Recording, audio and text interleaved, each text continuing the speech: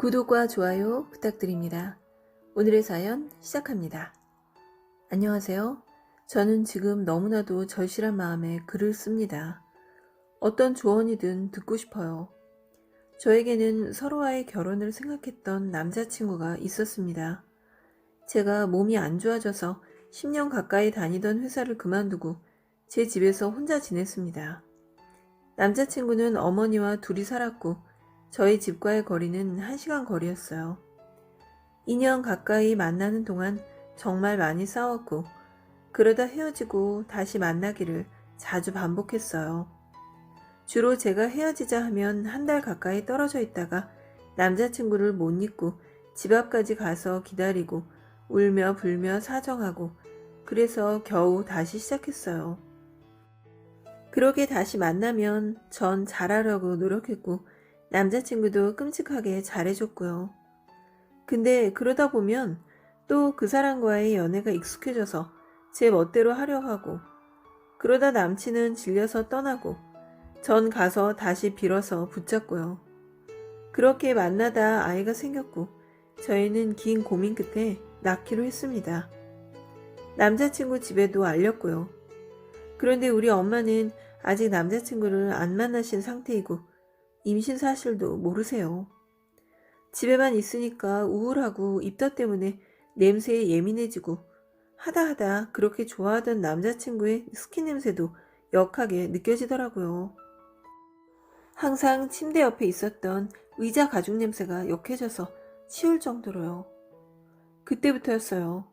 스킨 냄새 때문에 짜증나고 안 좋은 표정 하면서 남자친구 탓하고 그 사람은 그런 절 보면서 정 떨어졌대요.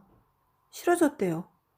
그래도 그때는 남자친구가 잘 참아줬는데 금요일에 남자친구 집 근처 병원에 같이 가서 기형아 검사 받고 주말엔 보통 저희 집에서 보내는데 그날은 남자친구 집에서 남자친구 엄마랑 있었어요. 평소에 좋아하던 게임이 새로 나왔는데 며칠 전부터 시작하더니 계속 그것만 하고 있더라고요. 그 주엔 우리 엄마 만나자고 했는데 피곤하다고 준비도 안 됐으니 나중에 보자고 했던 그 주였거든요. 근데 우리 엄마는 안 보고 게임만 하니까 평소에 게임만 하던 사람이 아니었다고 해도 화가 나더라고요. 남자친구 엄마께선 낮에 볼일 보러 나가시고 안 계셨을 때 못 참고 옷 갈아입고 간다 하고 쌩하니 나와버렸어요. 근데 이대로 가는 건 아닌 것 같아서 뭐 먹고 싶은 거 없냐고 사서 가겠다고 전화를 했죠.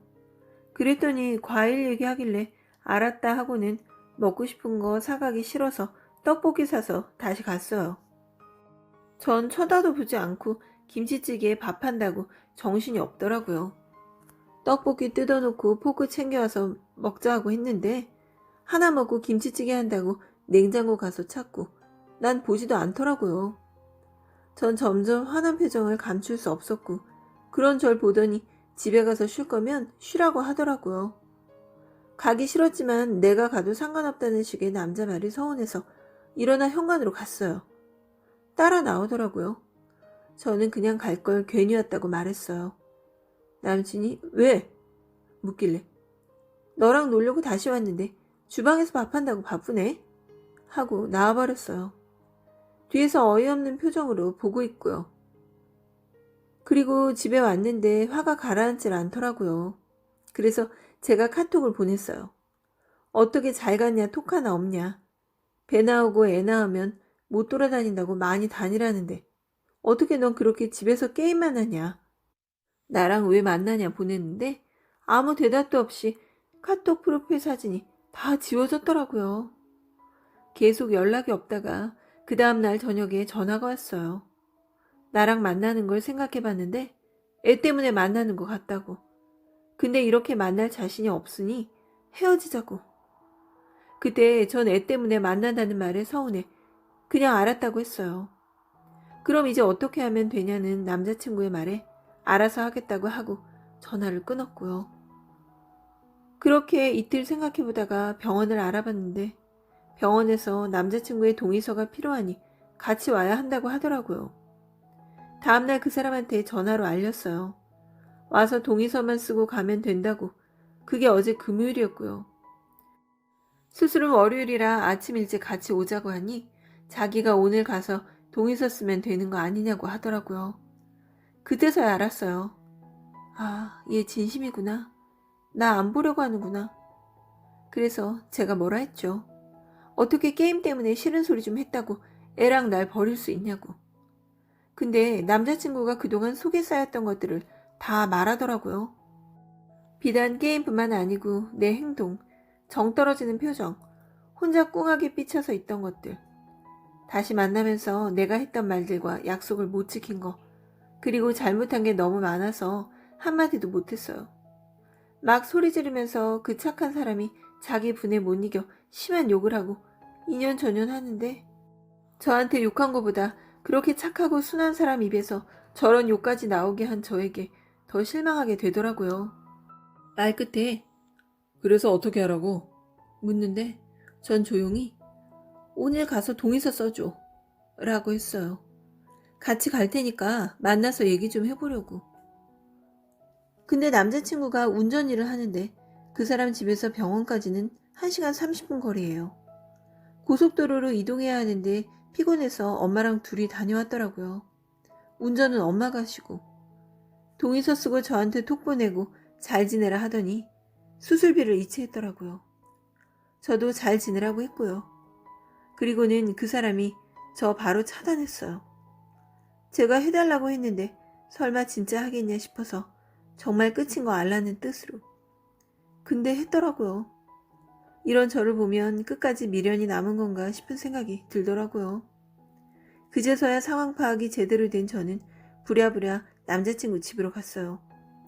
전화를 해도 안 받고 톡은 차단했고 그래서 문자를 보냈어요.